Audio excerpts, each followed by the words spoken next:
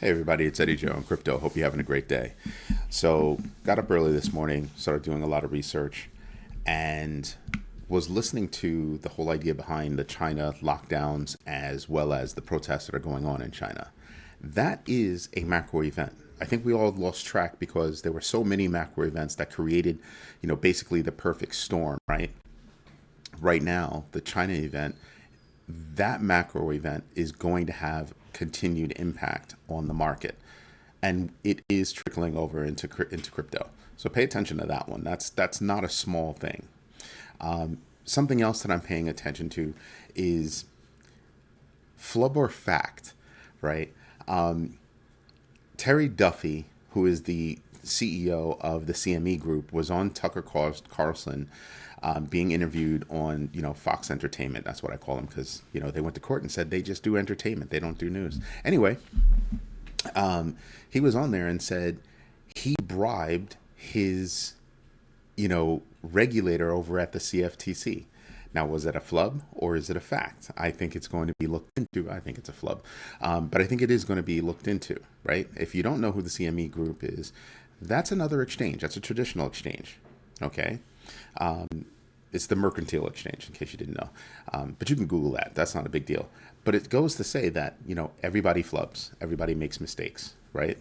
But pay attention to what they're saying. Pay attention to what they're doing, okay? So if I'm looking at any kind of stocks or anything that's trading on the exchanges like NASDAQ, anything else, I'm going to take a look at this and I'm going to say, well, how many companies are being publicly traded that offer no value to the investors, no true value, intrinsic or otherwise.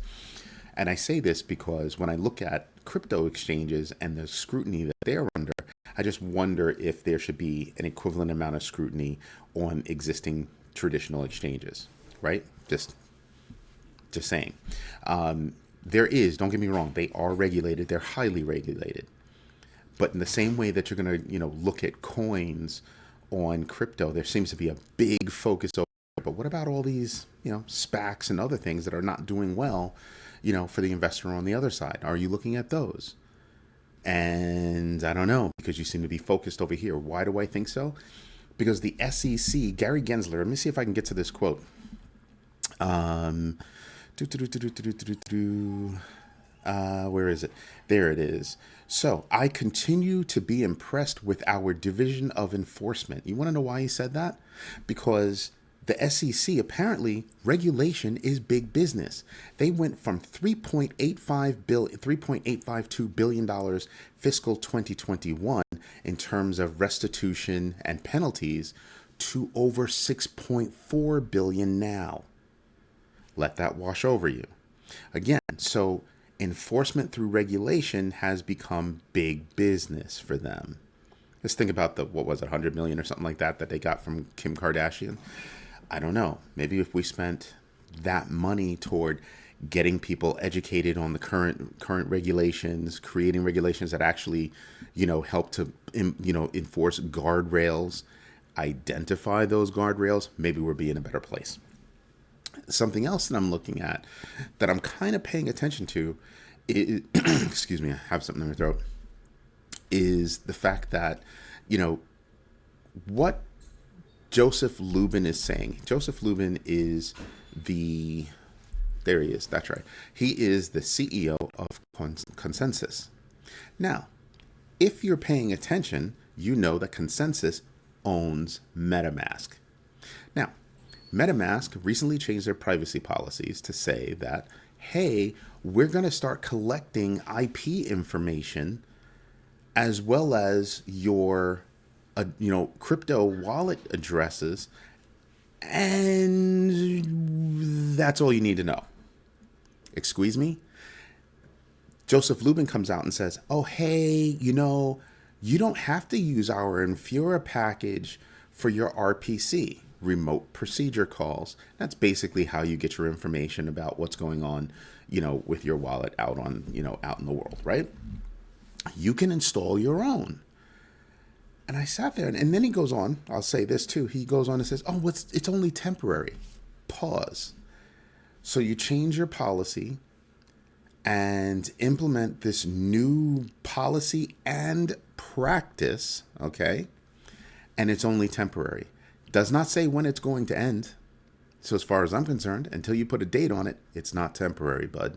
You're only giving lip service to the bad press that you're getting right now. So take a step back, take a look at that and say to yourself, well, wait a minute. He's expecting the average person using MetaMask. Most people barely know how to use crypto wallets, let alone know how to say, well, I'm going to swap out that RPC for this RPC. Most people don't even know what an RPC is. Nor does he give you the opportunity to say, well, these are the other RPCs that exist, and you can choose one of those, and we will not collect the information from those. Pause for applause. If you don't know what to do, you don't know where to get it, then did you really do a service to us? What are you doing with that IP information? What are you doing with that correlated, wallet information? What are you doing? Now, I gave an example yesterday about how he could take that information and sell it. And if you are a vendor, let's say like Home Depot or one of these other stores that has other information about you, I can present a bigger picture about you. Here's something better.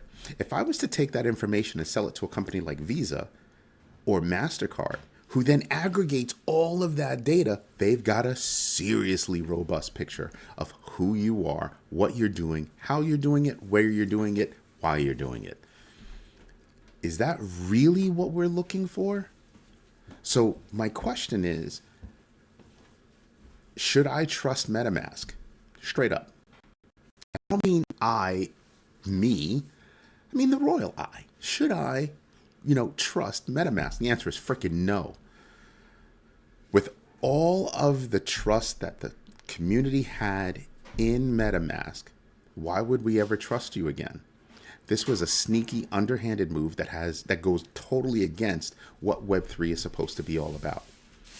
So again, I reiterate, I have moved 95% of my funds off of MetaMask. Why is that? Well, for obvious reasons. Why is it that I left 5% on there? Well, because I own certain domains from Unstoppable Domains, and I haven't gone through the process of moving that association from MetaMask to another wallet. Trust me, that is underway though, because it's ridiculous. This move against our privacy is a ridiculous move. It's actually disgusting to me. There are so many other wallets out there. I have no reason to be involved with MetaMask, period. That's my own humble opinion. I told my kids the same thing, and lo and behold, I'm the only one in the house that actually uses MetaMask. So we'll put that to an end. So there's a lot of stuff that's going on. Something else that I want to give you is a PSA about WhatsApp. WhatsApp was hacked a while ago. 487, information about 487 million accounts was put out there. You might have forgotten, because I think that was back in the Facebook days, not necessarily the Meta days. I forget. I haven't done all the research, but the information is out there and is about to be sold on the dark web. The reason why I bring this up is because there's probably going to be an influx of calls and messages from people you don't know that might be talking to you about crypto. So be mindful of who you're dealing with, okay? Don't recognize the number, don't answer the number.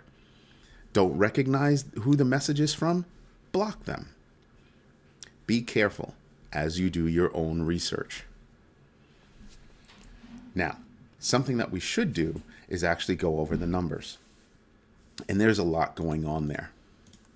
So first I wanted to touch on the Fear and Greed Index, which is now at 28. What? Just a few days ago, we were at 20. Bounced around 22, hit 23. Now we're at 28. I mean, we're still in the fear space, right? You can see right here, we're in the fear space. You can see that, but we're not in extreme fear. I think as time goes on, more people start to become more knowledgeable about what's going on in the crypto space, what they can and cannot do. And they're starting to be comfortable with their knowledge and comfortable with what's to come with crypto. Pay attention to that, because that's actually very good news. Now, on the other side, I don't know if you noticed, but this morning we took a little bit of a dip this morning. Okay, you can see it right here. We're still above the new low, but we're still below the old low. So, and I said, we're going to bounce around in this space for a while. We would need some seriously good news to bump us up to a point where it's going to sustain. We were bumped up over here previously, but the only reason why we dropped, not the only reason why, was because we got some bad news. FTX screwed everything up. We were on an upward swing. FTX blew up. Now we could have problems with Genesis, and that could lead to problems with, Digital Currency Group. Those problems should not be Digital Currency Group, Genesis. They can be far reaching, but they should not nearly be as big as you think. And the reason why is, DCG only has $50 billion in assets under management. That's not huge. That's not huge at all. So pay attention to what's going on and take everything with a grain of salt before you start panicking and making moves. Never make a move if you're panicked. All right. Taking a look at the bigger picture, you can see basically we're swimming in red. Bitcoin is hovering just above 16,000 at 16,184. Ethereum is at 1170. These are numbers that, to me, again, because they're so low, I think this is a buying opportunity for me. So this goes into the, the equation that I have for my dollar cost averaging strategy. To me, this is a good thing. Remember what I told you about Doge? I sold at 9. It hit over 10 cents. But remember how that news came. That news came based on hearsay and hope. Go back to my video yesterday and you'll understand why a coin that used to be a meme coin, and I say used to be a meme coin, like SHIB, is actually going to wind up doing well because they actually have real news, something tangible that you can put your hands on. These are the things that I'm paying attention to. I'm not buying into hope. I'm not buying into hearsay. I'm buying into fact. And that's why I tell people all the time to do their own research. If you want to look at it in a list, you can see we're not as green as you want to be. I mean, right here, this is basically unch or unchanged. You'll hear it on, the talking head TV shows on CNBC and all the other channels. Unch means unchanged, or it's short for unchanged. You're looking at 0.06% in the positive, but look at where we are in the negative. For the 30 days, look at where we are in the negative at 21.81. Again, to me, these are opportunities to actually go out and purchase. Remember what I said before. It's not my saying. It's a saying that's existed in the stock market for a long time. You buy when you see blood in the streets, even if it's your own blood. So for me right now, is my portfolio doing extremely well? No. Why? Because everybody took a hit. Everybody took a hit. Even those people that took hits bought in. Look at Michael Saylor, right? He buys in. He finds a way to buy back in when it goes low because he knows it's going to go back up. These are the things that I'm paying attention to. And this is why I say, pay attention, do your own research, and figure out what your dollar cost averaging strategy should be. Anyway, this is Eddie J on crypto. I hope you have a great day. Bye-bye.